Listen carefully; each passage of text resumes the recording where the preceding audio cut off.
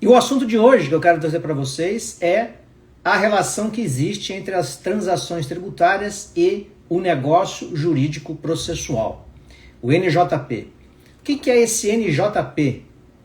Muita gente tem me procurado, muita gente tem me perguntado se o NJP é uma modalidade de negociação tributária que ainda vigora por conta da instituição das transações tributárias.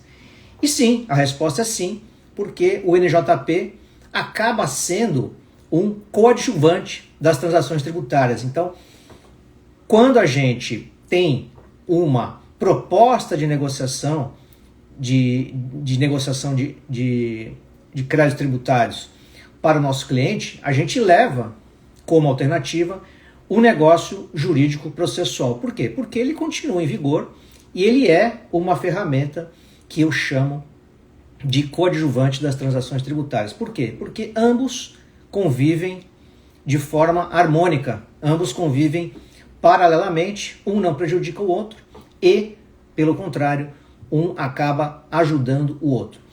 E o NJP, o negócio jurídico processual, é algo que pode contribuir para o nosso trabalho de captação, o nosso trabalho de conquista de novos clientes, porque é mais um elemento, é mais um produto, é mais um serviço que a gente pode oferecer dentro do espectro da negociação tributária, dentro do espectro da gestão do passivo fiscal. Então, o NJP, que é o nosso tema de hoje, acaba sendo mais um elemento para que a gente possa trabalhar para os nossos clientes e, evidentemente, obter um resultado econômico melhor, um resultado econômico que pode nos trazer uma vantagem de remuneração muito grande, porque ele vai dentro da proposta, né? Então, o NJP é o negócio jurídico processual e aplicado ao direito tributário, ele pode ser muito bem aplicado junto com as transações tributárias. E é o trabalho que eu venho realizando nos últimos anos e que tem me gerado resultados bastante significativos. Então, muita gente fala, mas a transação tributária acabou com o negócio jurídico processual. Não, de fato, a transação tributária ela surgiu após o NJP, cronologicamente falando. O NJP ele veio antes, portanto ele foi criado em 2018, enquanto que, eu digo, criado em 2018 no âmbito da Procuradoria da Fazenda.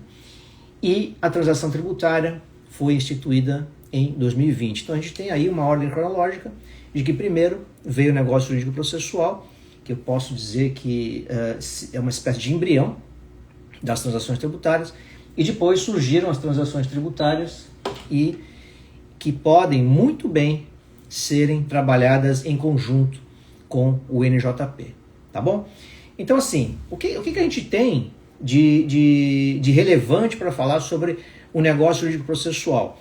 Até um tempo atrás ele não estava sendo muito divulgado, até que, a partir do momento em que a própria Procuradoria da Fazenda Nacional passou a divulgar os resultados, passou a divulgar os acordos de negócio jurídico processual formalizados com o contribuinte, acabou trazendo maior relevância para esse instituto. Por quê? Porque os dados passaram a ser transparentes. Então, muitos dos acordos de negócio jurídico processual, muitos dos negócios jurídicos processuais que foram formalizados estão à disposição, podem ser acessados através do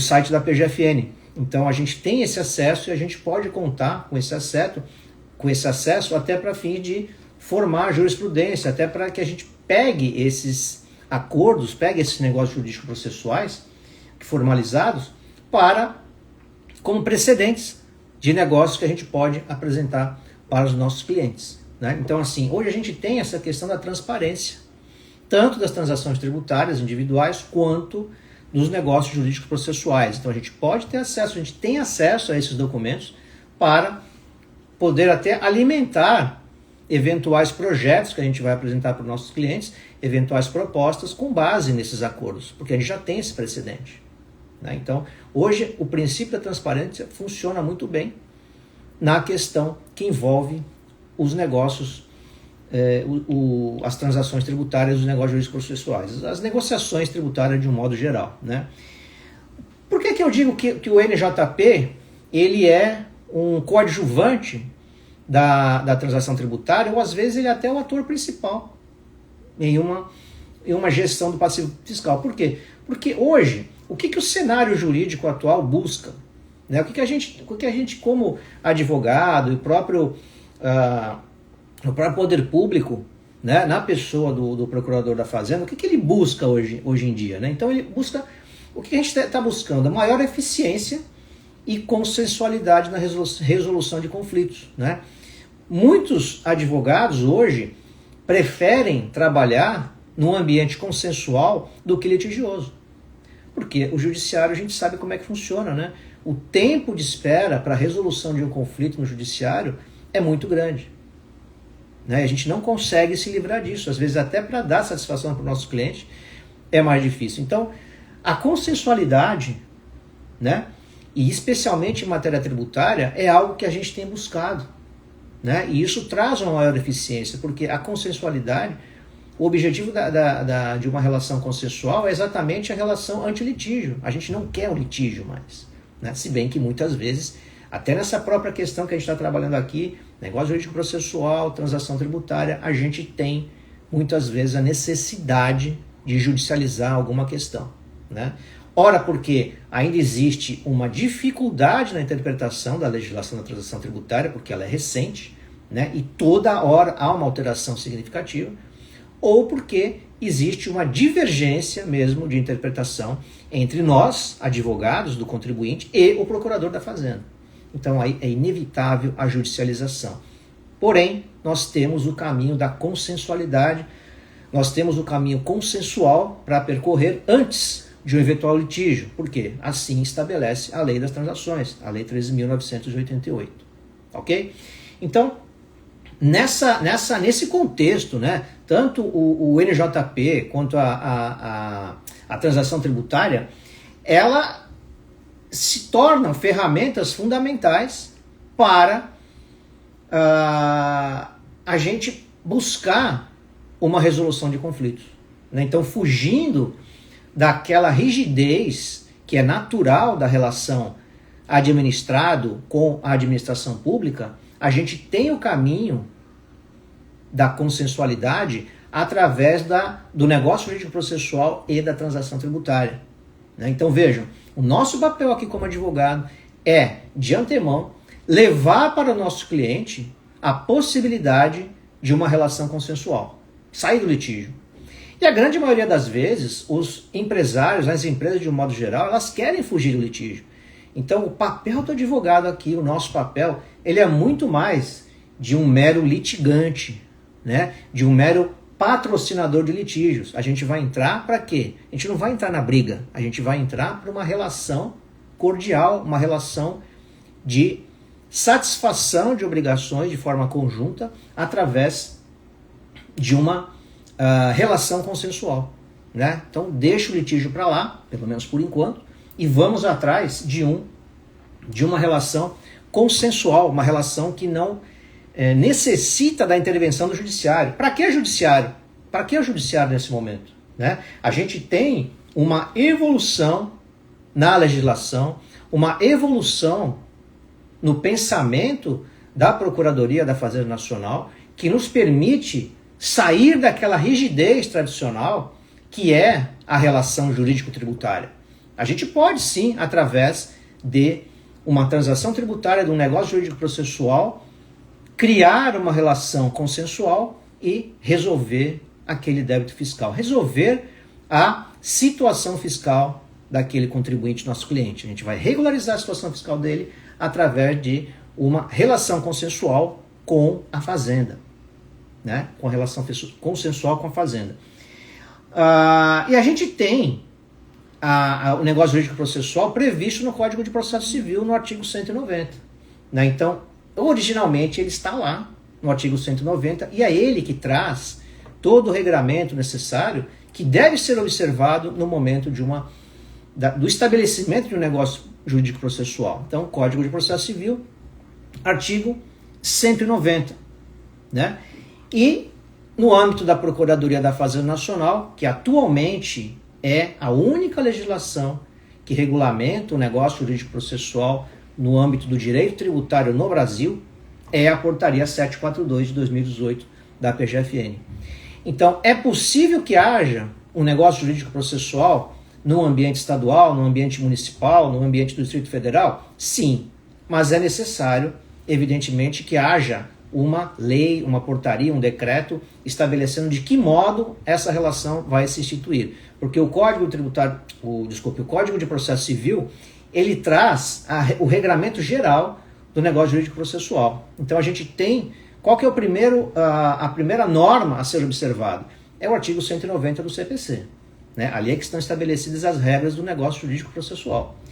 E no ambiente da Procuradoria-Geral da Fazenda Nacional, que até o momento que eu tenha conhecimento é a única legislação que regulamenta o NJP no âmbito federal, é a Portaria 742. Então, assim, o que essa portaria fala, né, de forma objetiva? Para que serve o NJP no ambiente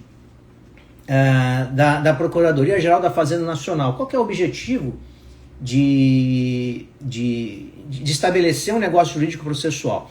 Essa portaria número 742, ela traz de forma objetiva o que é que pode ser feito no ambiente do NJP na relação jurídico-tributária processual que envolve o contribuinte e o fisco. O que diz esse artigo, essa portaria 742? Ele fala o seguinte, essa portaria fala o seguinte, que o NJP ele serve para o equacionamento de débitos inscritos em dívida ativa. Então o débito tem que estar inscrito em dívida ativa. Né? Então o primeiro elemento é que o débito esteja inscrito em dívida ativa. E ele vai versar sobre o quê?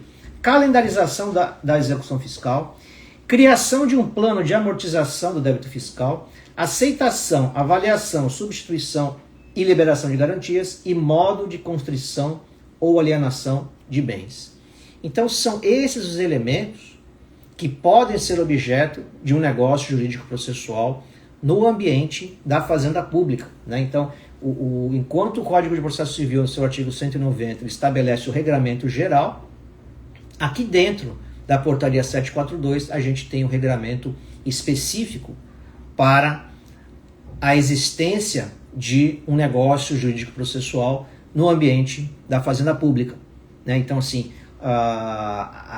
o Código de Processo Civil ele é mais amplo na questão do negócio jurídico processual.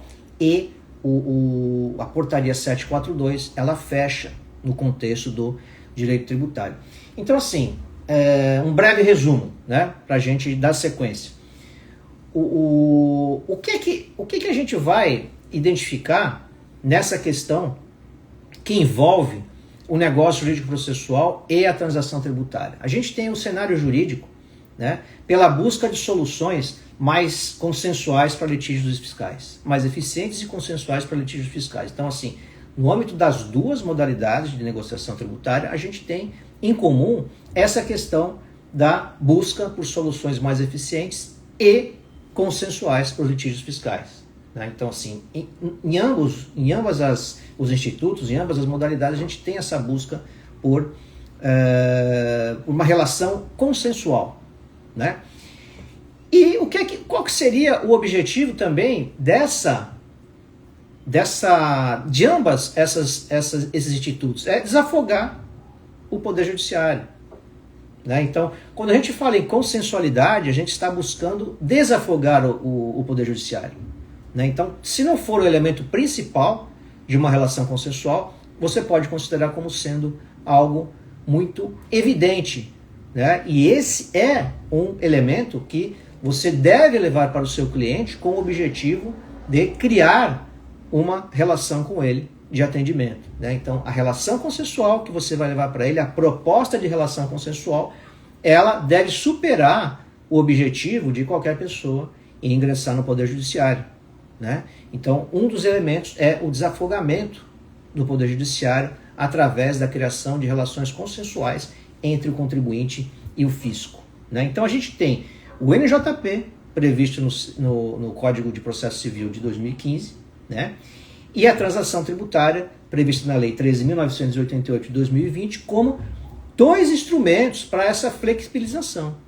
Né? Então, são dois instrumentos de flexibilização e negociação em matéria processual e material.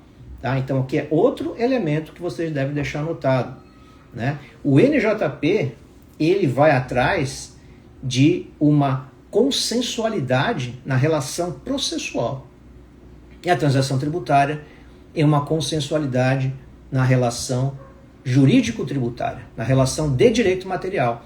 Por isso que ambos podem se interligar, ambos são coadjuvantes um do outro. Tanto o negócio jurídico-processual quanto a transação tributária são dois elementos que se entrelaçam. Por quê? Porque um vai mexer na questão processual e o outro vai mexer na questão material. Tá? E a gente vai ver na sequência que eles se acomodam muito bem juntos por conta de trazerem soluções específicas em cada uma dessas duas áreas. E aí que entra o papel do advogado. É aí que o nosso trabalho é importante para que a gente apresente para o cliente a melhor estratégia. Aqui o advogado não entra como litigioso, né? Como litigante, melhor dizendo. Ele entra como estrategista. E é isso que as empresas buscam. É isso que os nossos clientes querem, que nós apresentemos a melhor estratégia de solução para o seu caso. Né? Então ninguém vai buscar um advogado, quer dizer, ninguém vai buscar o advogado com a intenção de litigar contra a fazenda. A litigância é uma consequência, né? da inexistência de interesses opostos entre nós, contribuintes, e a fazenda pública. Porém, a consensualidade é o melhor caminho, né? O consensual é o melhor caminho. E aqui a gente vai tentar compreender, eu quero passar para vocês esse elemento, que é a compreensão, né? A gente vai tentar compreender a sinergia que existe entre o NJP e a transação tributária, NJP e TT, né? Para uma gestão do passivo fiscal mais eficiente, que é o que a gente está buscando, né? E uma relação mais cooperativa. Né? O que é ver? Por que relação cooperativa? Porque a gente vai entrar em um clima de cooperação com a Fazenda Pública. Né? A partir do momento que a gente leva para a Fazenda Pública uma proposta de acordo consensual, a gente vai ter que entrar num ambiente de cooperação. Né? Então a Fazenda vai procurar elementos dentro da contabilidade do nosso cliente, ela vai procurar saber qual que é o patrimônio, quanto que a empresa fatura, provavelmente. E a gente tem que estar presente para quê? Para saber até qual é o limite que a Fazenda pode chegar. Na busca por informações, na divulgação de informações muitas vezes sigilosas. Ah, mas sigilosa para o Estado não existe.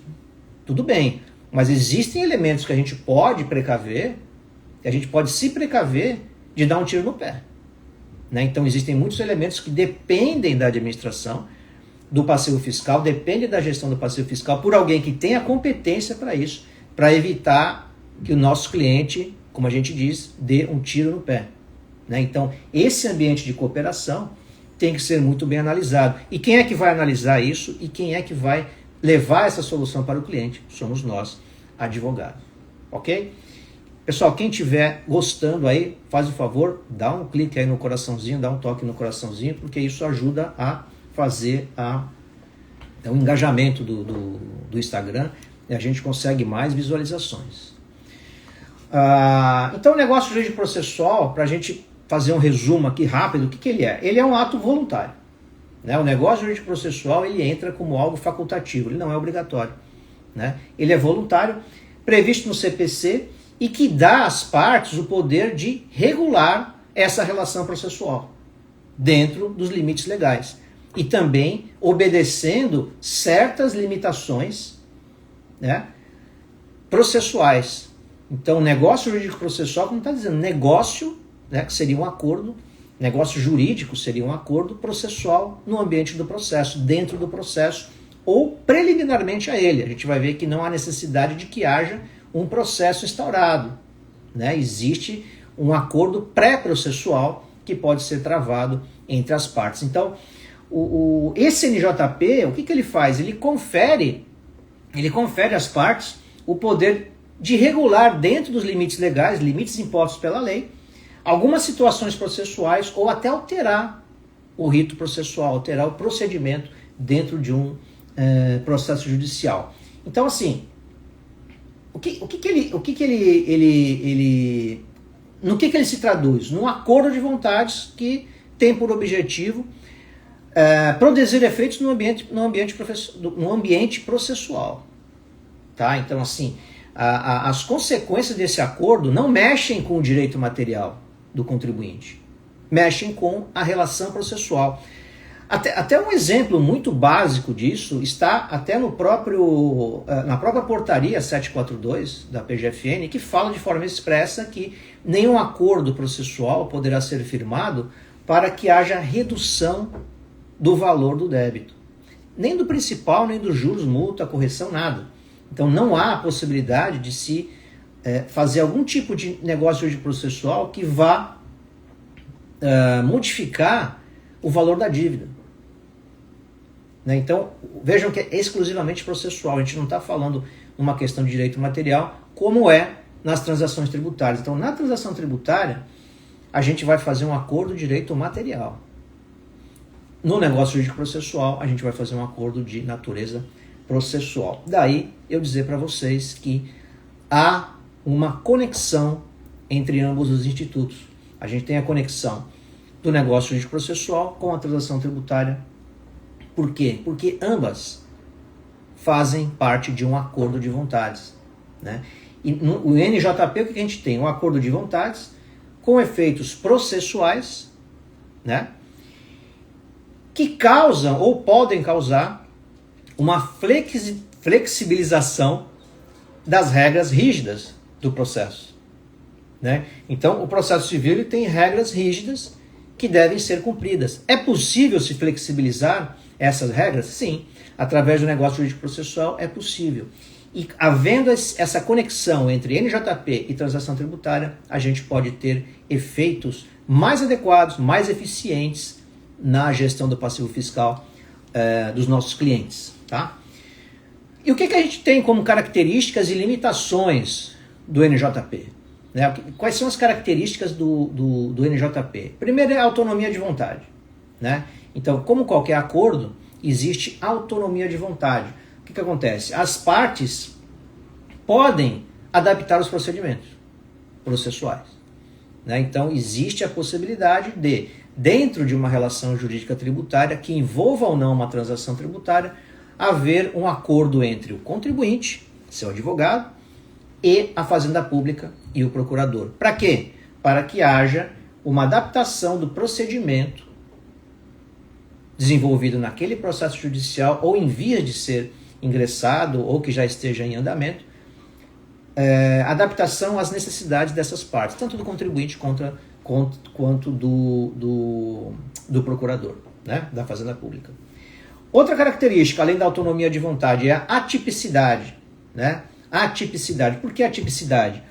Porque permite negócios processuais não previstos diretamente na lei. Né? Então, o procedimento pode ser alterado de acordo com a vontade das partes. Então, não existe uma tipificação, de um modo geral, em relação ao que pode ser desenvolvido em um acordo via negócio jurídico processual. Porém, quando a gente entra na seara do tributário, os 4 elementos que eu falei para vocês agora são aqueles que são possíveis de serem objeto, são aqueles que são possíveis de acordo dentro de um negócio jurídico processual. A gente vai repetir quais são esses elementos, não sei se vocês anotaram, mas a gente vai falar sobre isso de novo. E antes que alguém pergunte, depois que a gente terminar essa live, eu passo para vocês um PDF com o resumo do que a gente está falando aqui nesse nosso encontro. Então, sempre que tiver uma live, a gente faz aqui um PDF para mandar para vocês, e vocês depois, se quiserem discutir alguma coisa entre vocês, ou mesmo quiserem falar comigo, a gente tem esse material aí para consulta, tá bom? Então, autonomia da vontade, atipicidade, outro elemento, né, outra característica, objeto. Sobre o que pode versar o negócio jurídico processual? Sobre ônus, poderes, faculdades e deveres processuais ou outros procedimentos dentro do processo. Né? Isso no âmbito geral, novamente, repito a vocês, né? Porque dentro do aspecto do direito tributário, a gente tem aquela limitação proposta pela portaria. Ah, mas essa portaria aí, ela pode modificar a lei, ela pode criar um regramento além daquilo que está na lei, veja, como é um negócio jurídico processual, é um acordo entre as partes, né? Ambas as partes precisam estar de acordo com aquilo que está sendo estabelecido. De modo que um pré-regramento através de uma portaria é algo válido, porque a fazenda só vai fazer algum tipo de acordo se for dentro daqueles 4 elementos. Fora isso, ela já disse que não vai fazer. Então, assim, quando eu vou fazer um acordo com alguém, eu já estabeleço qual é o limite, até onde eu posso chegar, em relação ao que pode ser feito de acordo com aquela pessoa. E aqui é a mesma coisa. A portaria já estabelece, olha, eu só posso fazer acordo sobre esses 4 elementos. Né? Eu posso fazer além desses 4 elementos, considerando que uma portaria traz poder vinculado ao procurador? É bem provável que não. Né? Então, essa questão da portaria ser ou não ilegal, dela estar ou não em acordo com o que diz a lei, talvez seja algo para a gente discutir num outro momento. Mas, a princípio, a portaria já traz os pré-requisitos do acordo e, além deles, provavelmente a gente não vai conseguir fazer nada porque é aquilo que está estabelecido. Né? Eu digo provavelmente no sentido de ser mais modesto, porque, de fato, a gente não vai conseguir nenhum tipo de acordo além daquilo que está previsto na portaria. E em que momento que se pode fazer esse acordo? Né? Então, outra característica, a gente tem autonomia de vontade, atipicidade, objeto e momento. Qual que é o momento em que pode ser feito esse negócio jurídico processual? Tanto antes ou durante o processo. Né? Então, antes ou durante o processo. Tá? Então, antes do processo ser ingressado ou durante o processo, a gente pode estabelecer um negócio jurídico processual. E quais são os limites do negócio jurídico processual? O primeiro limite mais evidente é o controle judiciário. Né? Então, o juiz ele pode recusar a aplicação de um negócio jurídico processual se ele entender que é nulo, que existe uma inserção abusiva de alguma regra, tanto por uma parte quanto para outra, ou uma questão de vulnerabilidade. Aqui no caso do direito tributário, a gente não tem questão de vulnerabilidade, né? Porque o contribuinte ele é sempre a parte mais fraca. Né? De fato, o contribuinte sempre vai ser mais vulnerável que o fisco, ok? Mas no caso, pode existir algum tipo de questão de vulnerabilidade envolvida no ambiente do NJP geral? Sim, mas no direito tributário isso fica superado. Né? Outro limite, direitos indisponíveis. Não pode versar sobre questões de reserva legal ou indisponíveis por lei. Aqui eu já me adianto no seguinte aspecto. Por exemplo, e é uma pergunta recorrente no ambiente do direito tributário. Débito prescrito, ele pode ser objeto de uma transação tributária? Né? Um débito prescrito pode ser objeto de um parcelamento? O débito prescrito pode ser cobrado pelo fisco? Né? Então, assim, nesse aspecto, o débito prescrito, né, o crédito tributário prescrito, ele acaba se tornando um direito indisponível, de certa forma, porque eu não posso abrir mão da prescrição e a fazenda não pode me cobrar um débito prescrito. Por quê? Porque a prescrição e a decadência, de acordo com o Código Tributário Nacional, são espécies de extinção do crédito tributário, são hipóteses de extinção do crédito tributário, de modo que eu não posso colocar dentro de um negócio jurídico processual, dentro de um parcelamento, dentro de uma transação tributária, um débito prescrito ou já atingido pela decadência. Né? Então, assim, a resposta, né, para essa pergunta que sempre aparece, tá, sobre a questão dos débitos prescritos é que eles não podem ser negociados. Eles não podem no sentido de que não existe legitimidade para negociar um débito prescrito porque ele já é extinto. Um débito prescrito, ele simplesmente não é débito mais. Ele não existe. Como é que você vai negociar uma dívida que não existe mais? Né? É impossível. Tá? Outro elemento que a gente considera como um limite. O NJP ele não pode modificar deveres do juiz. Né? Então não pode haver a criação de novos deveres ou eliminar deveres de jurisdição. Né? Não pode deixar que haja algum tipo de retirada do poder judicial. Então, assim, num negócio jurídico processual, em hipótese alguma, eu poderia tirar os deveres do juiz, os poderes do juiz de tratar desse processo, de julgar esse processo. Tá? Então, deveres do juiz são é um dos elementos que não pode ser negociado em um NJP. Tá?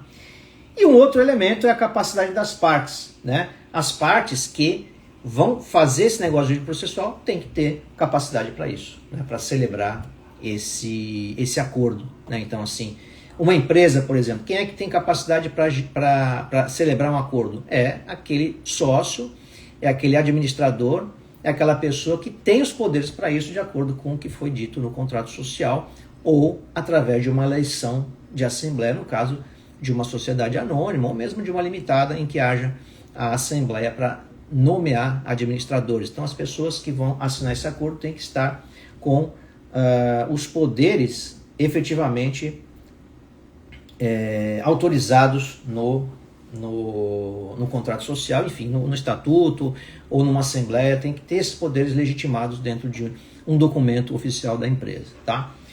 Então, basicamente, o negócio jurídico processual, ele tem essas características, né? Talvez tenha sido algo muito rebuscado, que eu falei aqui, mas para sintetizar, negócio jurídico processual é um acordo feito entre as partes de um processo judicial para que haja uma modificação no procedimento, nada mais. Né? Então, alguns elementos que envolvem, na questão tributária, a responsabilidade pelo andamento do processo, pelo oferecimento de garantias. Deixa eu voltar aqui, a gente acaba aqui. Plano de amortização do débito fiscal. Né? Então, assim, dentro do negócio jurídico processual, o que eu posso fazer? Um plano de amortização do débito fiscal. Isso eu posso fazer também na transação tributária. Né? Daí que há essa interligação. Uma outra coisa, calendarização da execução fiscal. Né? Estabelecer momentos em que essa transação tributária, momentos em que essa execução fiscal vai andar, momentos em que algum elemento vai ser produzido, alguma espécie de prova vai ser produzido, algum pagamento vai ser feito. Tá? Então, calendarização da execução fiscal. Aceitação, substituição, liberação de garantias. Então, algumas garantias que estão lá no processo, eventualmente podem ser liberadas, substituídas por outras, para fins de garantir o juízo. Tá? E de que modo que haverá constrição e eventual alienação de bens. Né? Então, isso pode ser tudo estabelecido dentro de um NJP, de acordo com aquela estratégia que a gente vai desenvolver para o cliente. A gente vai desenvolver em conjunto com o cliente, em conjunto com a contabilidade do cliente, em conjunto com o gestor do cliente, né? Em conjunto com o departamento financeiro. Né? Então aqui, novamente, tanto a transação tributária quanto o negócio jurídico processual, eles muitas vezes são trabalhos a 4, 5, 6, 10, 15, enfim, quantas mãos forem, né? Para a gente chegar no objetivo final. Né? Como é que se dá essa relação do NJP com a transação tributária? Né? De que modo que a gente pode levar isso para o nosso cliente com o objetivo de apresentar para ele mais uma proposta de gestão do passivo fiscal eficiente e que pode trazer para ele excelentes resultados. E, evidentemente, para a gente também, como advogados, como prestadores do serviço, com excelência para o nosso cliente. Então, de que modo que há essa relação entre os dois institutos? Primeiro, a transação tributária a gente já está cansado de falar aqui, mas não custa lembrar do que se trata a transação tributária. Então, assim como o negócio jurídico processual, ele é um meio consensual de resolução de uma dívida.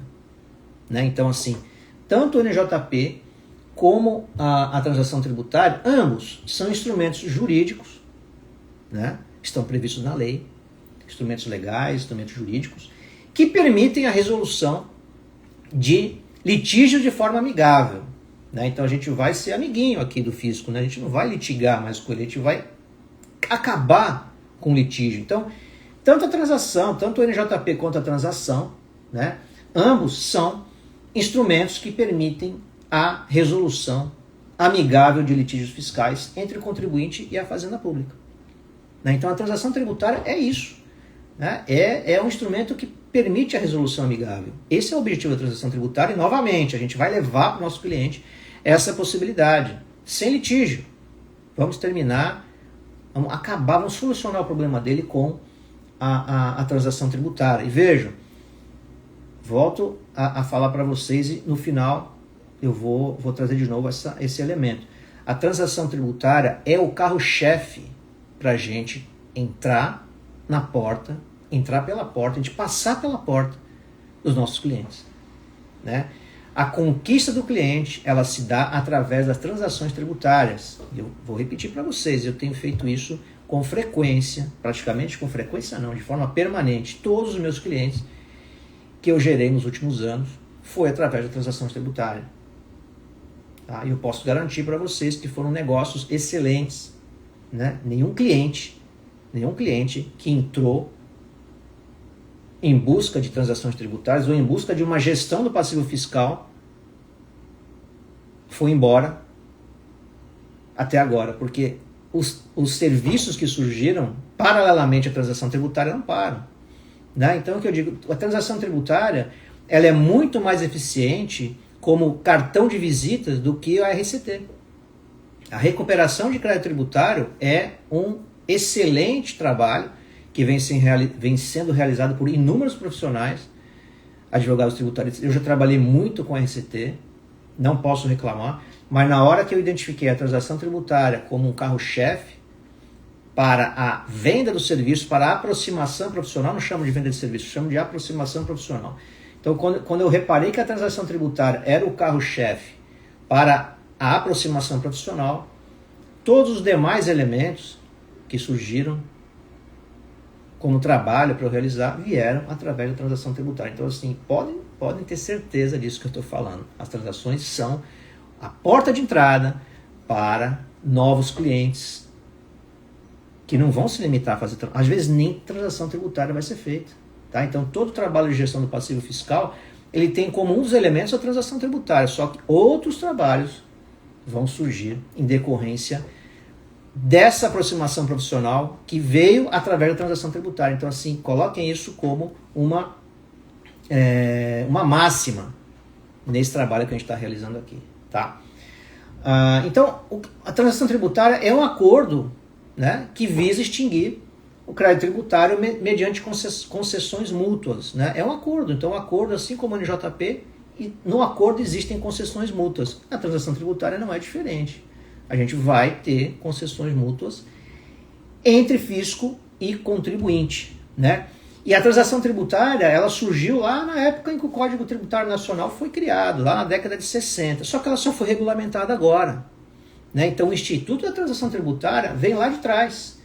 Só agora, no ano 2020, é que ela foi regulamentada e aí é que surgiram as oportunidades para nós, né? Esse trabalho de gestão do passivo fiscal, considerando as transações tributárias, é algo inédito na legislação brasileira. Né? Surgiu agora com esse objetivo de consensualizar a questão jurídico-tributária. Né? Então, sai do judiciário, sai do litígio, entra no consenso. Tá? Então, a Lei 13.988 de 2020 é que instituiu a transação tributária aqui no Brasil. Né? Não instituiu, né? Porque ela foi instituída no Código Tributário Nacional lá em 1960. A legislação tributária passou a ser regulamentada pela Lei 13.988, surgiu no ordenamento jurídico, foi dada validade a ela, dada a vigência, dada a eficácia pela Lei 13.988. Tá? Então, o que é que visa a transação tributária de uma forma resumida? Concessões mútuas, extinção do crédito tributário, que é uma decorrência do acordo ter sido cumprido. A extinção do crédito tributário só vai acontecer com a liquidação do débito. Né? Então, a negociação, a transação, ela não extingue o crédito tributário imediatamente. Ela só vai extinguir a partir do momento em que houver a sua extinção. Né? A transação só extingue a transação só extingue o crédito tributário no momento em que ele for liquidado definitivamente. Quando você estiver devendo 0 centavos, houve a extinção do crédito tributário. E objetiva a resolução amigável de litígio. Né? Então, a transação tributária basicamente é isso. E quais são as características agora e os benefícios da transação tributária? Qual é a primeira característica? A transação tributária tem uma natureza negocial. né, é um acordo de vontades. Assim como o INJP, transação tributária é um acordo de vontades entre o fisco e o contribuinte. Extingue o crédito tributário. Novamente, quando houver a liquidação daquele débito, haverá a sua extinção, né? Então a transação ela é ela conduz à extinção do crédito tributário de forma condicionada, né? Então não basta que haja a transação, deverá haver a transação e o cumprimento do acordo, né? Aí haverá a extinção do crédito tributário, tá? Concessões mútuas, ambas as partes deverão abrir mão de alguma coisa para poder exercer um direito, né? Para poder atingir um objetivo, ambas as partes deverão ceder em algo. E existem algumas modalidades, né? Dentro das características a gente tem que a transação tributária ela tem submodalidades, né? Então a transação tributária é uma modalidade de gestão do passivo fiscal, uma modalidade de negociação tributária, melhor dizendo, e ela tem modalidades. Quais são as modalidades que a gente tem? A transação por adesão e a transação individual, né?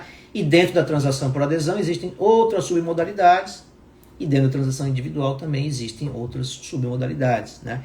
E aí a gente vai ter a transação na Receita Federal, a transação na Procuradoria, né? Então vejam que existe um campo muito fértil de trabalho a ser oferecido para os nossos clientes, de trabalho a ser executado, né? Então a transação tributária ela tem diversas submodalidades, diversas modalidades, diversas submodalidades, tá?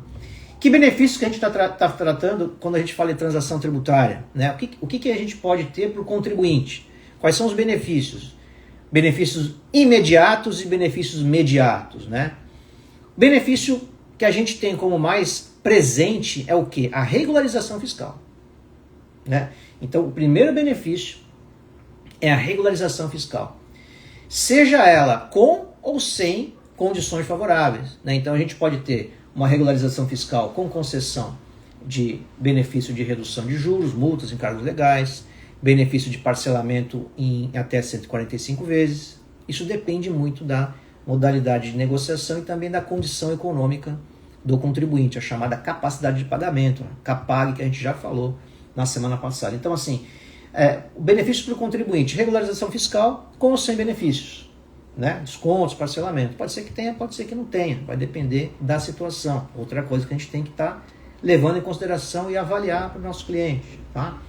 Para o fisco, o que o fisco vai ganhar com isso? A recuperação do crédito que ele não consegue receber daquele contribuinte devedor, né? Então vale muito mais a pena para o fisco um acordo em que haja o pagamento de forma parcelada, de forma escalonada, ainda que haja concessão de descontos nos juros, nas multas, nos encargos legais, do que não receber nada, né? Tanto é que as classificações as classificações da CAPAG, né, ela traz aquelas 4 classes, A, B, C e D, né? Então a classe D é crédito irrecuperável. A própria Fazenda já considerou que aquele crédito é irrecuperável, quer dizer, eu não vou receber, então eu vou dar uma colher de chá para o contribuinte e ver se ele me paga, né? Basicamente é isso. Se ela mesma fala que é irrecuperável, por que eu vou pagar então? Né? Eu como contribuinte, por que eu vou pagar? Porque eu preciso regularizar a minha situação, né? Aí é que entra novamente o trabalho do advogado estrategista.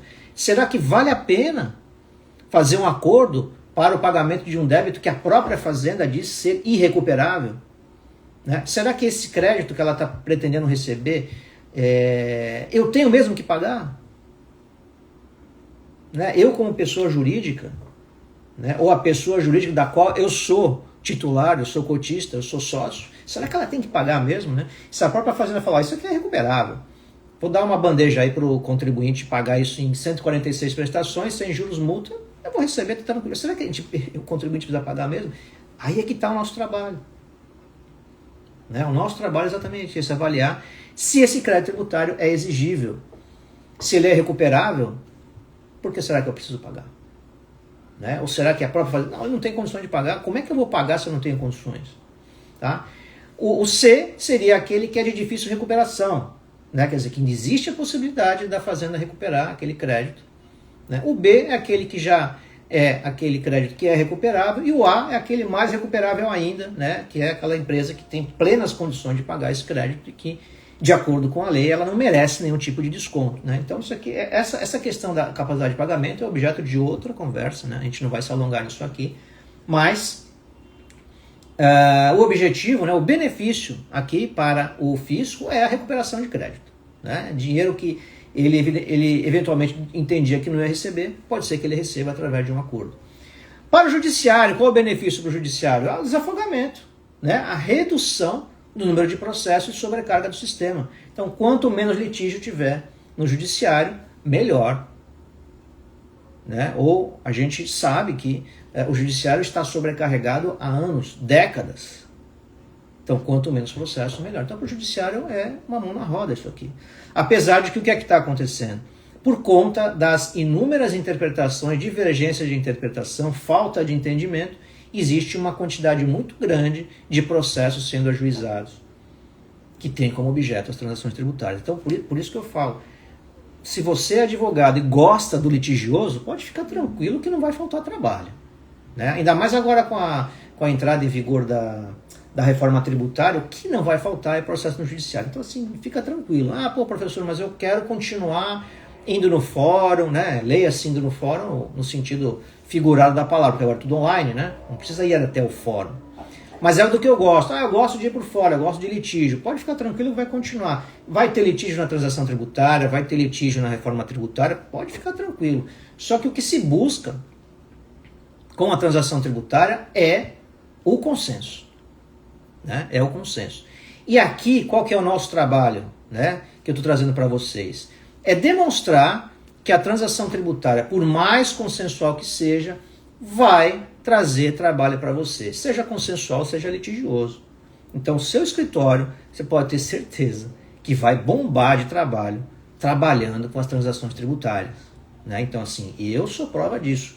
Nos últimos 5 anos, eu só trabalhei, não só trabalhei, mas 90% do meu trabalho foi envolvendo transação tributária. E os outros 10 foram trabalhos decorrentes da transação tributária, né? Decorrentes da minha captação de clientes de transação tributária. Então, esse método que eu utilizo aqui, que eu vou falar para vocês também, que é o método TTT, quero trazer para vocês, é o Transação Tributária Total. Vocês vão entender que ele é a forma que vai transformar o escritório de vocês. Tá? Por quê? Porque vocês vão trabalhar com transação tributária e essa transação tributária vai trazer para vocês inúmeros negócios que decorrem direta ou indiretamente da transação tributária. Tá?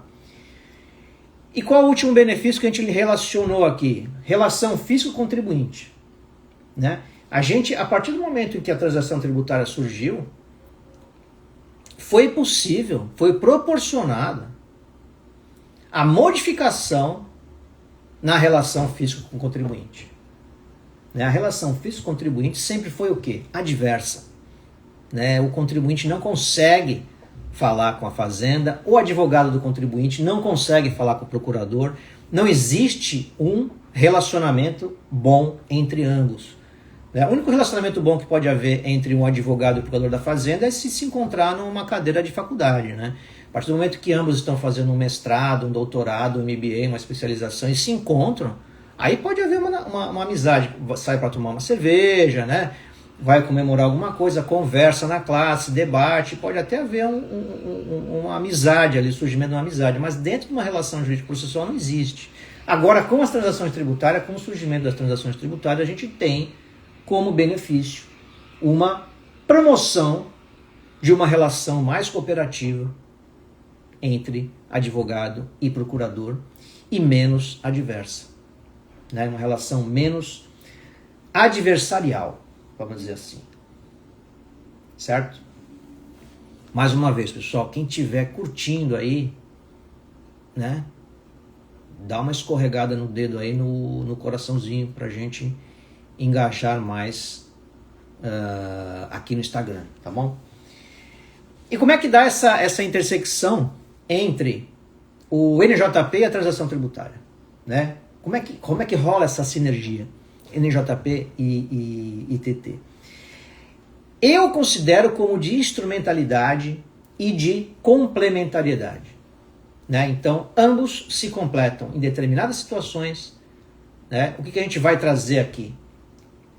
A gente vai trazer que essa relação de complementariedade e instrumentalidade, ela é bem presente, né? E quando a gente fala no negócio jurídico processual e transação tributária de forma isolada, tudo bem, eu posso oferecer para o meu cliente um NJP ou uma transação tributária.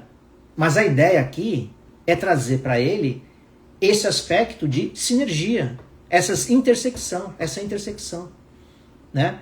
E complementariedade e instrumentalidade, né? Eu estou conseguindo ver aqui uma pergunta, F. Caetano Advogados, tudo bem?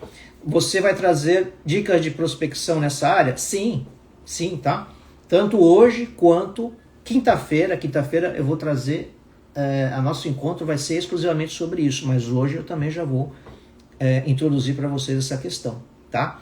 Eu só quero terminar isso aqui para a gente poder entender como é que funciona essa intersecção, para levar para vocês de que modo, né, pelo menos introduzir para vocês de que modo que a gente pode fazer essa prospecção nas transações tributárias, porque é o que tem trazido resultado para mim, e eu quero passar isso para vocês, né? Por quê? Porque precisa de gente para trabalhar com isso, gente. E eu sofri bastante nos últimos 5 anos para encontrar, nos últimos 5 não, nos primeiros 2 anos, a partir de 2023, eu encontrei uma turma bacana, da qual eu participo hoje, talvez muitos de vocês que estão assistindo façam parte dela, que trabalha muito com transação tributária, que está trazendo tudo que é novo, né? E eu faço parte dessa turma, e são mais de 1000 pessoas que estão dentro desse ambiente, que a gente tem conversado bastante e que tem trazido assim, um crescimento maravilhoso, né? Em conceitos, na parte científica, na parte processual, é algo assim, sem precedentes, tá? E vocês vão fazer parte disso. A partir do momento que estão aqui comigo, já estão demonstrando que querem fazer parte, e enfim, é só a gente seguir junto e a gente vai ter muita coisa boa, né? Para quem quer trabalhar, quem quer estudar, né, se aprofundar e trabalhar, vocês não estão no caminho errado, tá? Vocês estão no caminho certo. Então, assim, essa relação, essa intersecção entre NJP e TT, né, ela é de complementariedade e instrumentalidade. A gente vai entender por quê, né? E especialmente na questão que envolve a resolução dos litígios fiscais, né? Então, a partir do momento que a gente entra numa transação, num negócio jurídico processual, a gente tem o objetivo de resolver o litígio fiscal, seja com o objetivo de liquidar o débito ou não. Tá? Então, outra coisa que tem que ficar muito claro aqui é o seguinte: nem sempre a gente faz uma transação tributária, nem sempre a gente faz uma negociação tributária com o objetivo de liquidar o débito, né? A liquidação do débito é uma consequência, é uma decorrência da transação tributária. Mas será que a gente vai liquidar? Será que esse é o objetivo? Né? Então, muitas vezes, você vai bater na porta do cliente e falar assim: olha, eu tenho a transação tributária para solucionar o teu passivo fiscal. Ele vai pensar assim: pô, mas eu não tenho dinheiro para pagar a minha dívida. Como é que eu vou fazer? Né? Então, em nenhum momento, veja, você pode oferecer para o seu cliente a transação tributária com o objetivo de liquidação do crédito tributário. Você vai vender, você vai oferecer a transação tributária como uma modalidade de gestão do passivo fiscal. Ninguém está falando aqui que vai ser pago o débito. Ah, mas eu quero pagar, doutor. Tá bom, vamos trabalhar para que o débito seja liquidado. Doutor, eu não tenho condições de pagar aqui nem nunca, nem daqui a 2000 anos. Vamos fazer a transação tributária? Vamos. Lembrando que o vamos fazer a transação tributária não significa que nós vamos fazer a transação tributária. A transação tributária é o carro-chefe. Tá? É o elemento que vai trazer o cliente para dentro do seu escritório. E dentro do seu escritório você vai analisar, você, a sua equipe, o seu time, a gente junto, nós vamos analisar se é mesmo o caso de uma transação tributária por adesão, individual, se é NJP, se é um parcelamento, se eu não pagar nada. Né? Às vezes o crédito tributário, o débito daquele contribuinte está tudo prescrito. O que ele vai pagar se o débito está prescrito? E aqui a gente pega isso toda hora, diversas vezes.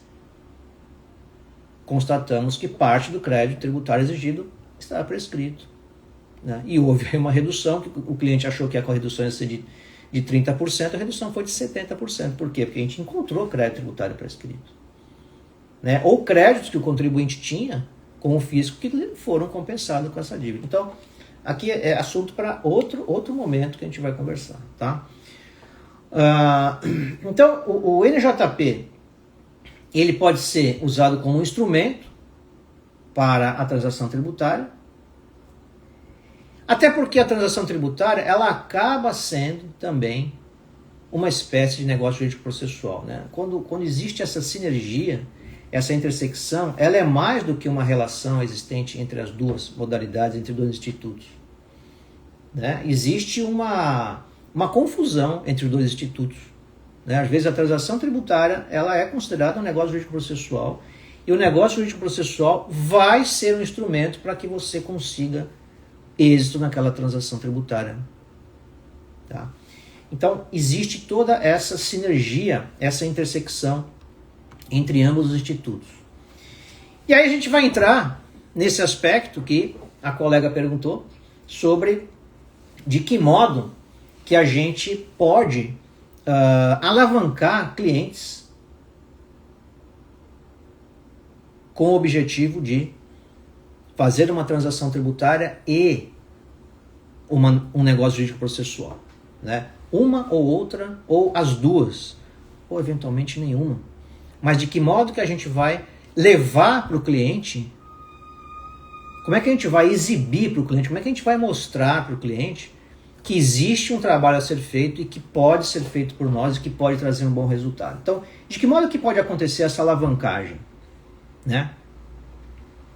Como é que a gente pode estabelecer que a relação entre o NJP e a transação tributária pode ser algo favorável para aquele cliente? Primeiro, o que a gente tem que entender, nós advogados, o que a gente tem que aprender, qual que é o objeto do nosso estudo, no que a gente tem que se aprofundar, e que eu digo isso para vocês por uma questão de experiência, né? Então eu relacionei aqui quais foram as etapas que eu passei para chegar aqui, né? E que posso novamente passar junto com vocês para fins didáticos, para fim da gente criar essa parceria de ensinamento que eu estou trazendo aqui, né?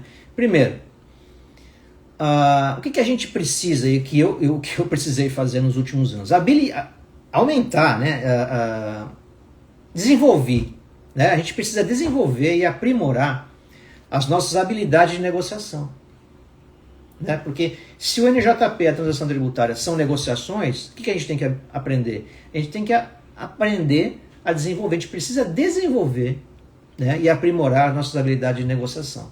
Isso é evidente, porque a gente vai ter que sentar na mesa com o procurador, né? Seja na mesa presencial, na mesa física, na mesa virtual, através do Google Meeting, ou enfim, o Zoom, o que seja, né? Então, assim, tanto uma quanto outra, né, tanto um instituto quanto o outro, eles promovem a consensualidade nas relações litigiosas, né? Então, assim, a partir do momento que a gente quer eliminar o litígio, a gente quer encerrar um litígio, a gente tem que aprender a negociar, né? Então, a gente vai trabalhar mais como negociador e menos como um litigante. A gente tem que sair da litigância. Então, o que significa isso? Elaborar estratégias que sejam de interesse dos nossos clientes e que vão de encontro, né, aos interesses do procurador. A gente não pode levar elementos que, para ele, para o procurador, sejam ainda de enfrentamento, né? Então, um exemplo básico, né, que isso às vezes tem uma resistência danada, às vezes por parceiros e por clientes com quem eu lido. Às vezes o procurador ele solicita uma série de documentos que, para fins de avaliação, quanto à expectativa de se formalizar um acordo, são essenciais, né? Ou mesmo para uma revisão de CAPAG, revisão da capacidade de pagamento. Às vezes a gente leva esses documentos, a relação de documentos que o fiscal, que o procurador exigiu, o contribuinte fala, não, mas isso aqui não tem por que eu fornecer. Se ele está pedindo, aqui é uma relação consensual. O simples negar o documento sem fundamento, né, para o procurador, basta ele dar uma canetada, ela fala, não trouxe o documento, encerrou o processo, acabou, volta para o começo, Quer fazer outro? Vai, entra, tudo bem. Vai esperar mais certo tempo. Né? Ah, quanto tempo que leva, professor? Está variando bastante, dependendo de qual região. Pode sair em 3 meses, 6, 1 ano. Eu tenho lá em Santa Catarina um processo que eu falei fazer 2 anos já. Tá? Então, assim, esse é um caso atípico, tá? Vou dizer para vocês que é um caso que o próprio procurador pediu desculpas na reunião que a gente fez, dizendo, olha, teu caso ficou arquivado, tá? Não sei o que aconteceu. E a gente, para não discutir, né? Tudo bem, o procurador, como é que a gente vai fazer? Não, vamos... vou segurar aqui essa... Porque a gente precisava de uma revisão de CAPAG no meio da transação tributária. Essa revisão nunca foi pedida, né? Porque a gente nunca foi atendido. A partir do momento que a gente foi atendido, o procurador falou assim, não, vou deixar vocês fazerem a revisão da CAPAG, vou segurar o processo, depois vocês voltam para atender essa exigência, a gente continua com a transação tributária individual. Tudo bem, agora a gente está na fase da revisão da CAPAG, tá? Mas esse caso, ele não é comum, tá? Nenhum caso nosso aqui levou 2 anos para ser resolvido. Tá? Então, 6 meses, 9, é um tempo razoável. Agora, 2 anos, nem pode, né? Porque assim, de acordo com a lei, a administração pública tem 360 dias para resolver. Tá? Bom, então, a gente precisa desenvolver e aprimorar as nossas habilidades de negociação. É o primeiro aspecto. Tá? E a gente tem que apresentar isso para o cliente. Né? Então, o cliente tem que saber que a gente vai em busca do quê? De negociação e consensualidade quando a gente fala em transação tributária. Né?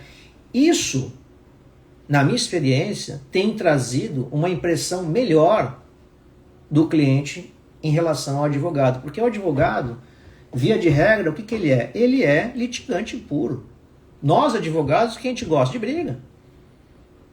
Né? Ah, não, professor, eu gosto de acordo. Ok, né?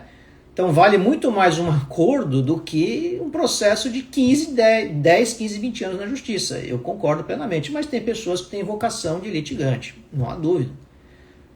Né? Tem pessoas que são litigantes puras.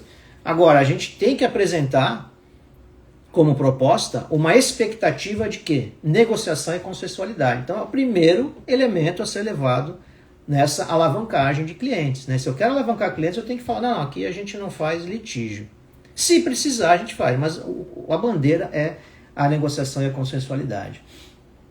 Outro elemento que a gente precisa ter e demonstrar para o nosso cliente, conhecimento aprofundado de NJP e transação tributária, NJP e TT. Isso a gente tem aqui. Né? Então, cada vez mais a gente vai estar conversando sobre isso, cada vez mais eu vou trazer mais elementos para vocês e vocês podem ter certeza que esse conhecimento aprofundado de NJP e TT vocês terão. Tá? Então, o que é fundamental para a gente como advogado tributarista? O que é fundamental? A gente dominar os conceitos, características, os limites, as modalidades de todas essas siglas que a gente está falando aqui. Né? Então, a gente tem que saber sobre a Lei 13988, sobre a Portaria 742 da PGFN, o artigo 190. Vejam, NJP basicamente é isso. Né? Artigo 190 do CPC, Portaria 742 e estudar os acordos que já foram feitos no âmbito da PGFN. Ah, como é que eu vou acessar esses acordos? Eu passo para vocês aqui o link. É bem difícil de achar esse link, mas eu passo para vocês. Que nada, tá lá na página da Fazenda.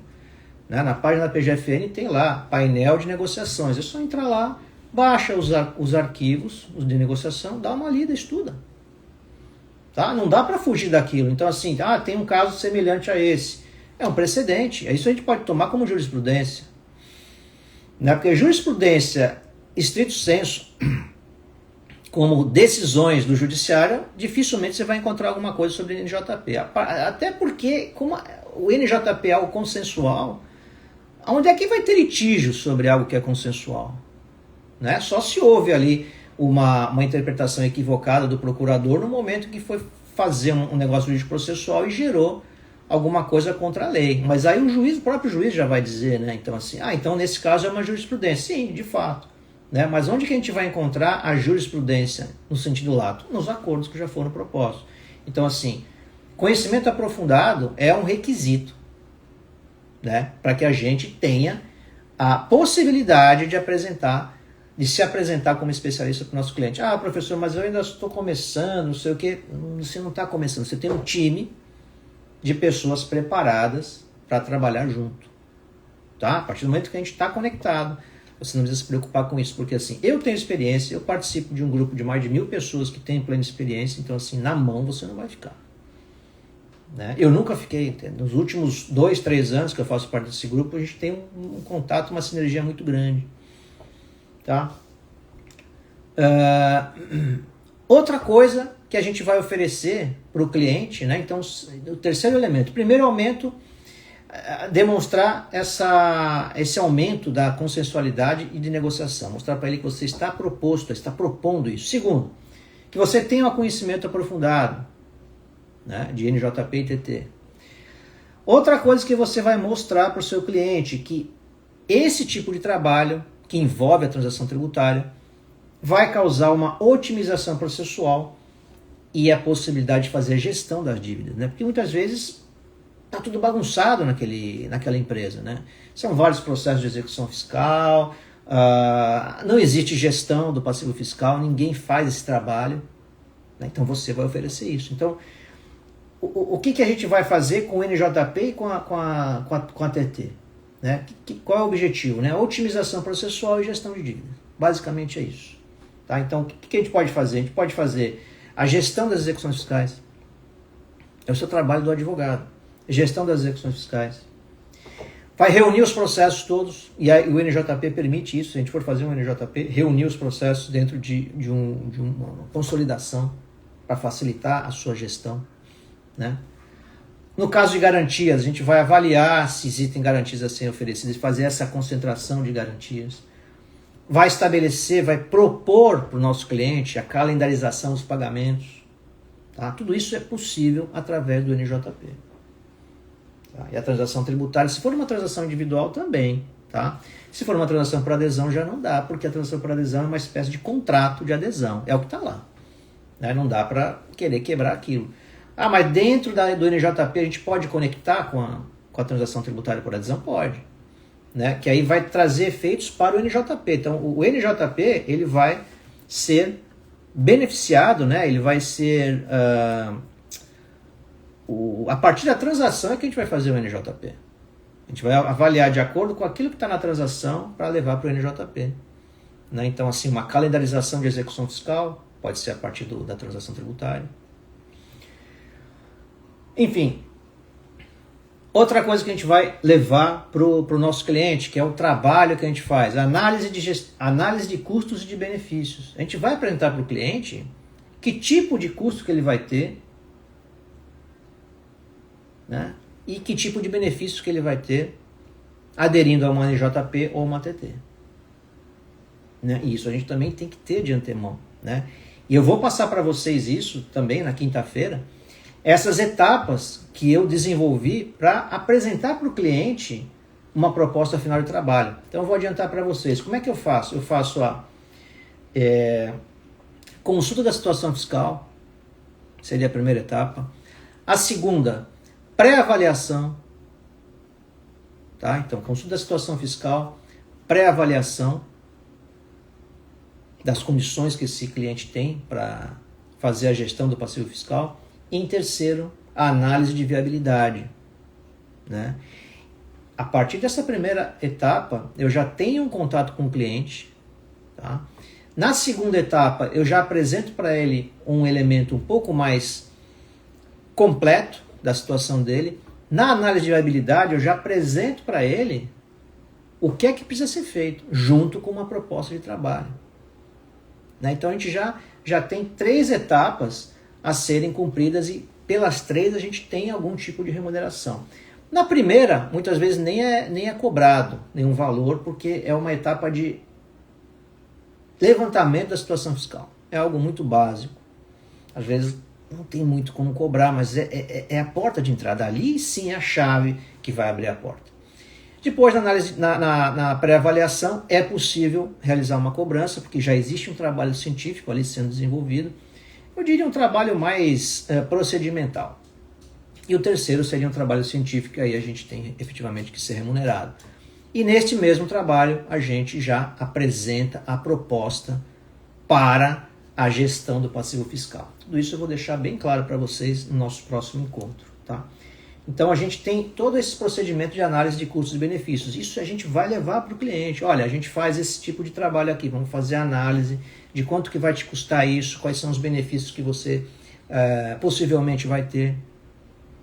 Tá? Então tudo isso é parte do projeto de alavancagem do cliente. Tá? Outro elemento que a gente leva, que a gente apresenta para o cliente, quais são os limites que existem para fazer esse tipo de negociação, né? Porque para ele às vezes não é claro, né? Porque se a gente está falando de uma negociação no âmbito do direito civil, tudo o que pode ser feito vai muito em relação àquilo que as partes desejam, porque ali existe o quê? Entre as duas partes no negócio jurídico processual existe o quê? Arbitrariedade, né? Eu posso decidir do jeito que eu quero no âmbito de uma relação civil e a outra parte também, desde que seja dentro da lei. Claro, isso aí ninguém discute. Mas na relação jurídica tributária não, existe um poder vinculado, né? O procurador, ele pode agir com discricionariedade, mas existe a vinculação à lei. Então existem limites que têm que ser observados. E muitas vezes o nosso cliente vai dizer assim, pô, mas aí pode resolver de qualquer jeito, é só chegar lá no procurador e que tá tudo certo, né? Resolve assim, sem qualquer tipo de observação à lei e tal. Não, né? Ele simplesmente não pode, o procurador não pode chegar assim, bom, tá bom, doutor, o teu cliente aí tá em uma situação ruim, então vamos anistiar ele, né? Vamos remitir a dívida dele, né? Porque anistia é em relação à penalidade, remissão em relação ao crédito tributário. Vamos fazer a remissão da dívida. Tudo. Ah, beleza, então, obrigado, um abraço. Não é assim. Então a gente tem que deixar isso muito bem claro, né? Outra coisa que a gente vai levar para ele é a atuação preventiva, né? Quando a gente está oferecendo para o cliente o nosso trabalho, a gente tem que mostrar para ele que a gente vai trabalhar com prevenção, né? Até por conta da questão que envolve hoje as regras de compliance, né? Toda e qualquer empresa que estiver negociando com o fisco, e a gente vai estar dentro dessa negociação, tem que seguir regras de compliance, né? Então, assim, não pode haver, por exemplo, inadimplência de tributos correntes, né? A empresa não pode deixar, em muitos acordos, deixar de pagar tributos correntes. Tá? Então, assim, a gente vai auxiliar os nossos clientes a se manter em conformidade fiscal. Ele tem que estar em conformidade fiscal para estabelecer o acordo e se manter no acordo, né?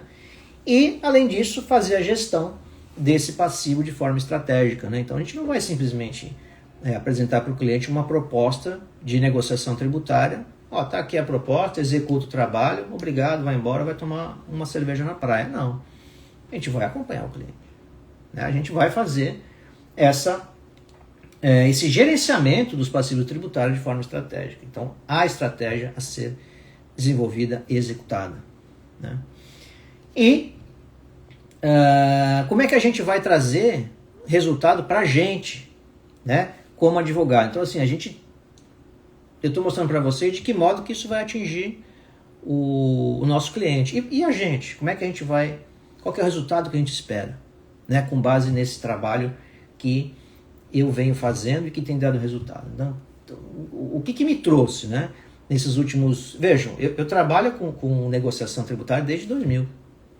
Né? Então, o meu trabalho ele vem decorrente de Refis, PAES, PAEX, PPI, Refaz, todas essas siglas que utilizaram para acordos de parcelamentos especiais. Então, assim, eu tenho essa experiência já, e quando surgiu a transação tributária, para mim foi uma maravilha, porque eu já tinha uma experiência. E aí, por conta da minha imersão na transação tributária, é que eu tenho condições de trazer para vocês essa experiência que eu tive nos últimos anos. Então, assim, o que me permitiu oferecer soluções mais eficientes, mais personalizadas para os meus clientes? O domínio dessas ferramentas, né? Então, assim, o que eu adianto a vocês é o seguinte: a gente tem que dominar essas ferramentas para poder trazer resultados exponenciais para os nossos escritórios, tá? Então isso eu tenho feito e eu tenho conseguido, então eu posso dizer para você. Então assim, a gente tem que dominar, o resultado financeiro ele vai decorrer dessa, né, da gente dominar essas ferramentas. Então assim, a partir do momento que a gente estiver dominando essas ferramentas, a gente vai ter a possibilidade de uma remuneração melhor. Por quê? Porque a gente vai agregar valor a esse serviço prestado, que como eu havia dito para vocês nos encontros anteriores. Tem muita gente falando assim, a transação tributária é só apertar um botão. Tá bom, vai lá, aperta o botão, cara. E falando em apertar o botão, quem quiser dar um toque no coração aí, eu já agradeço de antemão, tá? Então assim, esse resultado financeiro ele vai vir em decorrência desse nosso aperfeiçoamento, do domínio dessas ferramentas que estão aí, chegaram agora e a gente tem condições de dominar. Quem está na frente vai dominar e vai ter melhores resultados, tá? E isso, esse serviço que a gente presta de forma agregada, né, com todos esses elementos que eu falei para vocês, ele justifica os honorários diferenciados, né? Então, o que a gente pode chamar de high ticket, né? Por quê? Porque são clientes que vão se fidelizar a gente, vão efetivamente ter resultados concretos. A gente não vai vender ilusão, a gente não vai vender um possível resultado. A gente não vai vender um possível resultado, a gente vai vender resultado. Né? A gente vai apresentar para os nossos clientes resultados. Então, assim, são resultados concretos que a gente vai oferecer. Tá? A gente não vai depender de uma decisão, a gente não vai depender de qualquer outro elemento que dependa do judiciário. A gente vai fazer um trabalho que envolve negociação e consensualidade. Tá? E nisso, essa é a bandeira que a gente vai levar para o nosso cliente. Tá? E para a gente concluir esses elementos do NJP e da TT, o que envolve isso? Né? O que esses dois institutos envolvem? Uma advocacia tributária moderna. Né? Então, assim, o que eu tenho visto nesses últimos anos? Um crescimento, um amadurecimento da advocacia tributária. Né? Então, essa modernização, ela exige uma postura muito mais estratégica do que simplesmente você apresentar um embargo à execução, do que apresentar um mandado de segurança para obtenção de uma CND. Né, que isso a gente, basicamente, em muitos casos, a gente tem aqui um carimbo, né, que é um processo que vale para todas as empresas, né, muitas vezes são situações equivalentes. Né? Então, assim, muito mais do que simplesmente entrar com embargos à execução, muitas vezes protelatórios, existem elementos aqui que dependem de uma atuação, uma postura muito mais estratégica, né? Muito mais estratégica, negocial, né? E adaptativa às condições.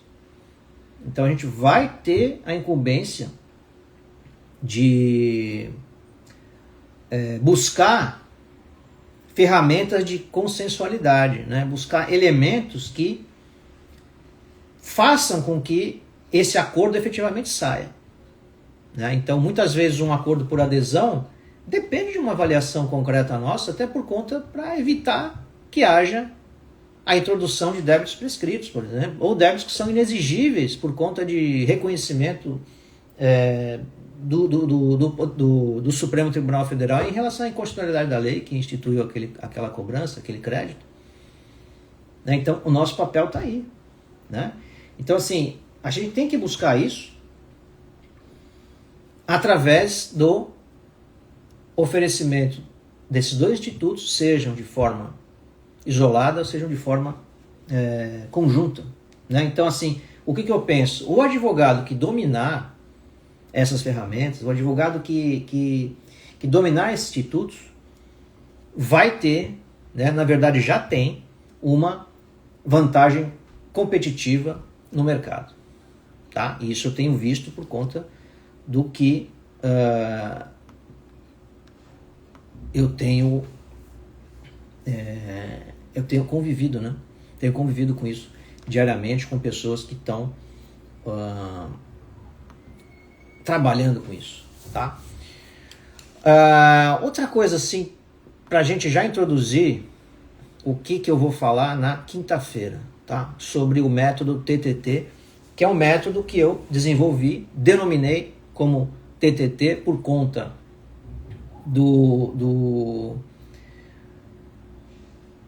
eu denominei TTT por quê? Porque é o nome que ele resume tudo o que eu tenho feito nos últimos anos.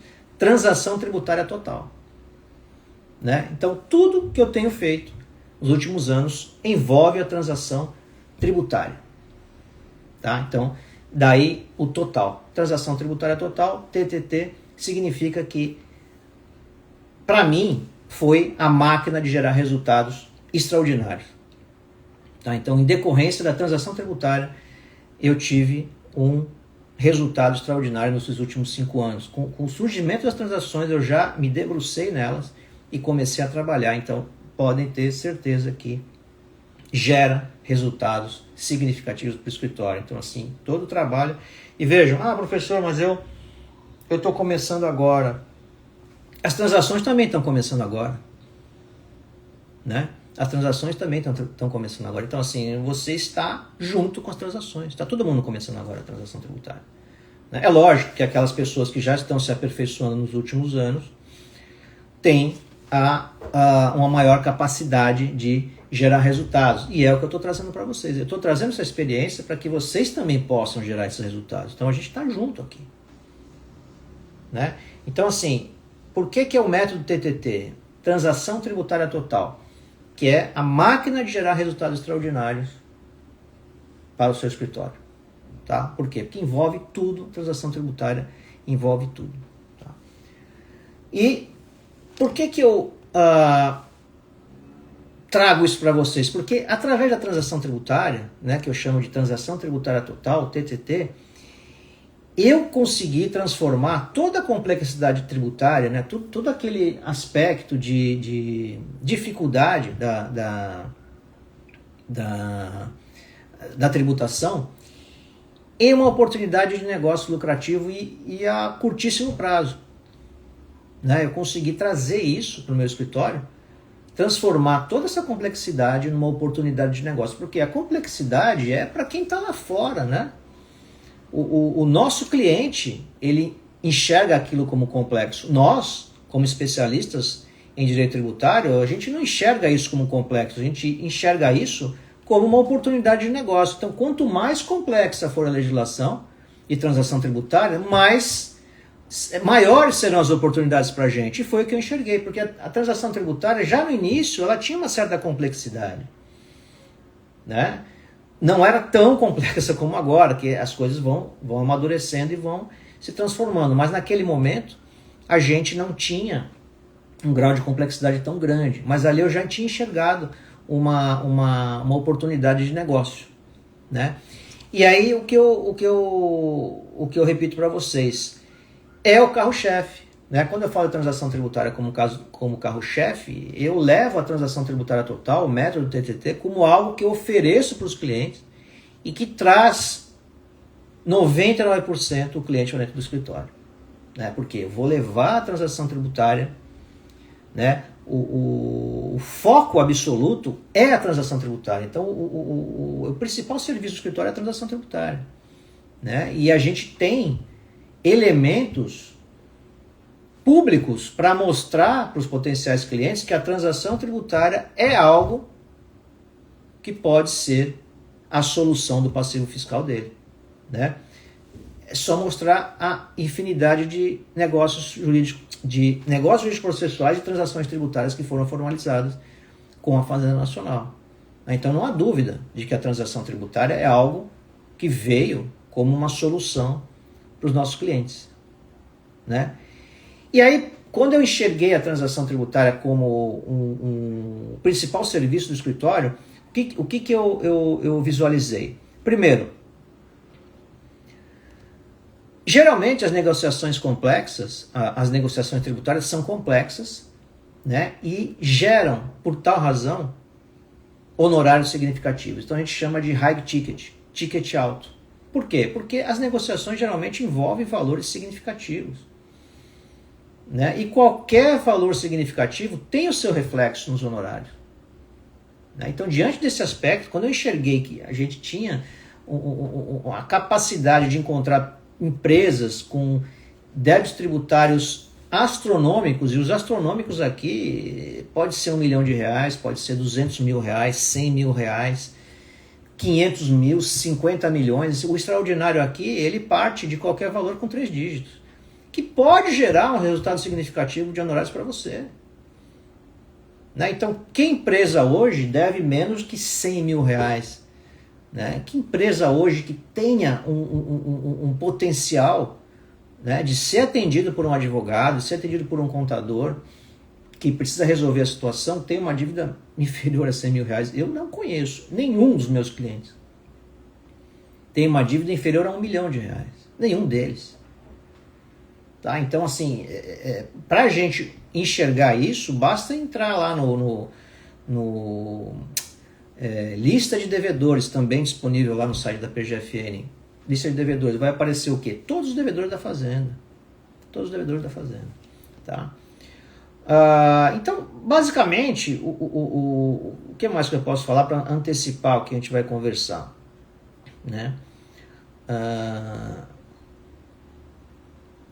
Eu vou deixar para a gente concluir isso na quinta-feira, porque já deu bastante tempo. E tinha uma outra coisa que eu ia falar, que eu anunciei, inclusive, nos stories e no Instagram, acerca da questão do prazo. Né? Na questão do prazo. É o seguinte... Muita gente tem perguntado, e até nos grupos, se haverá prorrogação do prazo das transações tributárias que vence agora em 30 de setembro. Como é que funcionou isso nos últimos 5 anos? A Fazenda publicava uma portaria, publicava um edital, e esse edital tinha um vencimento determinado, que seria o vencimento do prazo de adesão. E de fato isso acontece. O edital que está em vigor hoje das transações por adesão, só tomando como exemplo, é o edital 11 de 2025. Até quando que vai o prazo de adesão? Até o dia 30 de setembro. Então, daqui a 7 dias, a gente tem o encerramento desse prazo de adesão. E o que acontecia sempre assim? Nesses últimos dias, as empresas ficavam procurando alguma forma de fazer a adesão e fazer o pagamento da primeira prestação. Por quê? Para não perder o prazo. Porque não se sabia se haveria a prorrogação do prazo ou não. E o que acontecia nesses últimos 5 anos? De forma frequente, os prazos se encerravam e a Fazenda ia lá e abria outro. Muitas vezes no dia seguinte, muitas vezes demorava um mês, mas sempre havia reabertura. Só que a gente, como advogado, nunca poderia chegar para o cliente e dizer assim, olha, fica tranquilo porque vai ter a reabertura do prazo, então não precisa fazer a adesão agora, você fica tranquilo, amanhã a gente faz isso aí, que amanhã é segunda-feira, dia 1º, já vai ter um novo prazo aberto. A gente não podia fazer isso porque a gente não sabia, não tinha nenhum elemento que comprovasse isso. Uma única vez eu encontrei por acaso que eles tinham publicado uma prorrogação de edital, eu vi aquilo, comecei a informar os clientes, estava lá no site da Fazenda, e daqui a pouco eles tiraram aquilo. Porque eles não queriam divulgar, porque não tinha havido ainda a publicação no Diário Oficial. Só depois da publicação no Diário Oficial que eles poderiam ter colocado aquilo no site. E eu peguei antes. Eles devem ter feito algum teste, alguma coisa, e depois tiraram. E, coincidentemente, né, eu acabei informando os clientes, porque estava lá no site, né, mas aí, veja, outra coisa, isso aqui eu tô sendo honesto com vocês. Eu vi no site como um elemento que era certo, porque estava no site da PGFN. Só que não estava no Diário Oficial ainda. Né? Não havia sido publicado, ou pelo menos eu não tinha acesso ao Diário Oficial. E o certo seria a gente procurar a publicação oficial. Mas como eu vi no site da PGF, ele falou, bom, tá tudo certo, vai ter prorrogação do prazo. Só que eles tiraram aquilo, porque não havia sido publicado. Depois que houve a publicação, eles colocaram de novo. Então, sempre acontece isso. Chega no último dia do prazo, há o encerramento do prazo, quem optou, optou, quem aderiu, aderiu, quem pagou, pagou, morreu. Não conseguiu fazer adesão, não pode mais fazer a partir das 7 horas da noite, né, no site da PGFN, salvo engano, às 7 horas da noite, 19 horas, que encerra. E está no edital também isso, até às 19 horas do dia 30 de setembro. E aí, o que acontece? No dia seguinte, a Fazenda editava um novo edital, reabrindo o prazo ou criando uma nova modalidade. E aí, todas aquelas empresas que estavam lá no escuro, né? Estavam vivendo à sombra da Procuradoria, que não sabia se ia ter prorrogação do prazo ou não, já tinham aderido e já tinham pago, porque senão iam perder o prazo de adesão e não sabia mais o que ia acontecer. E aí no dia seguinte abriu o prazo de novo. Quer dizer, a gente não... Isso quebrava, às vezes, o nosso planejamento. Agora, o que está acontecendo? E, novamente, a gente tem que tomar cuidado com isso, né? A Fazenda já está divulgando que haverá prorrogação do prazo. Então, lá dentro do site da PGFN, eu vou passar o link para vocês depois, está uma informação de que haverá prorrogação do prazo do dia 30 até o final de janeiro do ano que vem. Então, a gente vai ter outubro, novembro, dezembro e janeiro para fazer novas adesões das transações por adesão. Então, nesse caso, especificamente agora, existe um calendário das transações tributárias que está sendo divulgado pela PGFN. Foi divulgado agora no final do mês de agosto, há cerca de um mês atrás. Então, já está havendo a divulgação de que haverá a prorrogação do prazo. Agora, essa prorrogação é certa ou não? Né? Onde é que está a publicação oficial dizendo que vai ter essa prorrogação de prazo? Tá bom? Então, assim, é outra coisa que a gente tem que avaliar muito bem. Mas eu quero deixar isso para vocês de antemão, dizendo que existe a informação oficial, extraoficial, né? Oficial dentro do site da Fazenda, dizendo que vai ter a prorrogação a partir do dia 1º de outubro até o final de janeiro, tá? Então, assim, haverá prorrogação? A resposta é positiva, considerando isso que eu estou dizendo. Não existe um edital dizendo que haverá prorrogação, mas já existe uma informação no site da Fazenda. Vou passar esse link para vocês também no material que eu vou deixar disponível.